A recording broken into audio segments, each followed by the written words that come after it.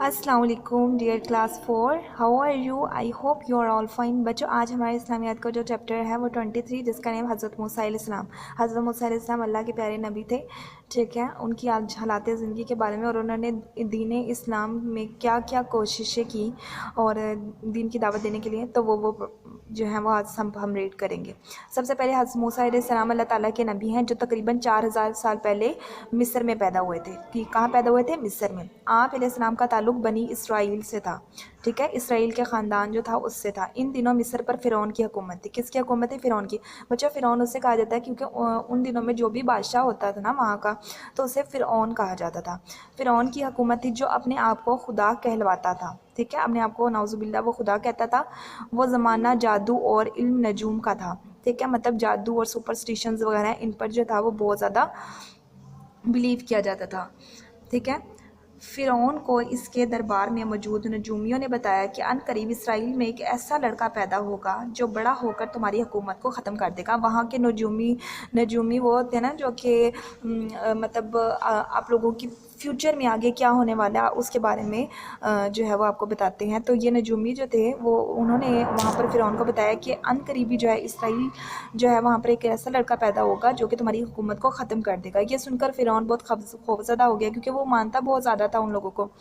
तो उनकी बात को उसने मान लिया और इसने हुक्म दे दिया कि बनी इसराइल में पैदा होने वाले लड़के कत्ल कर दिया जाए और लड़कियों को छोड़ दिया। मतलब कोई भी किसी के घर कोई लड़का पैदा होता है तो उसे मार दिया जाए और लड़कियों को महफूज रखा जाए।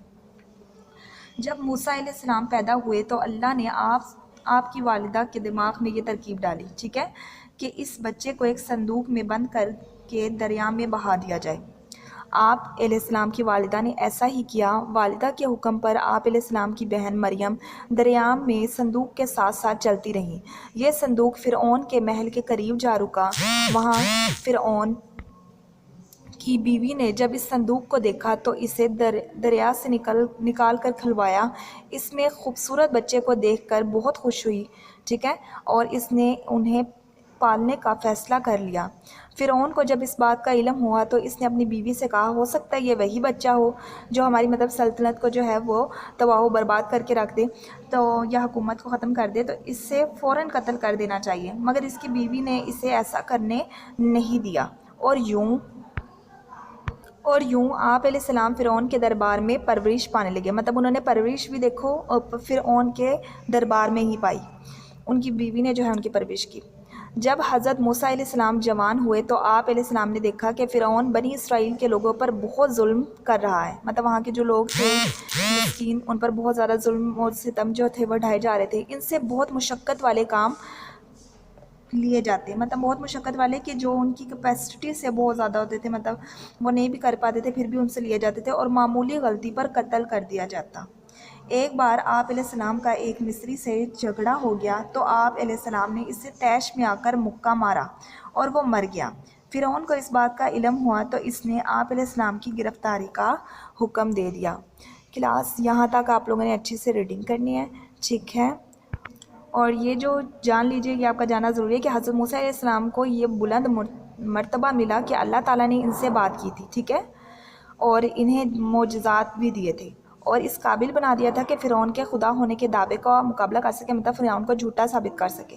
और इस दौर के बादशाह को फ़िरौन कहते थे, ठीक है, आपको पहले भी बता चुकी हूँ। और इस बादशाह का असल नाम रम्सदोम था, ठीक है। क्या नाम था उसका? रम्सदोम था। क्लास ये भी आप लोगों के लिए जानना ज़रूरी है कि अल्लाह ताला ने हज़रत मूसा अलैहिस्सलाम को जो है बहुत ज़्यादा मोज़ात अता किए थे, ठीक है। और वही मोज़ात जो थे उन्हीं की वजह से उन्होंने फ़िरऔन को जो है वो झूठा साबित किया था और उनके नाउज़ुबिल्लाह वो ख़ुद को खुदा कहता था, उसके खुदा होने के जो दावे थे उनका भी मुकाबला किया था। अच्छी तरह से रीडिंग करनी है, ठीक है, लर्न भी करना है। तब तक के लिए नेक्स्ट लेक्चर के लिए अल्लाह हाफ़िज़। Class take care.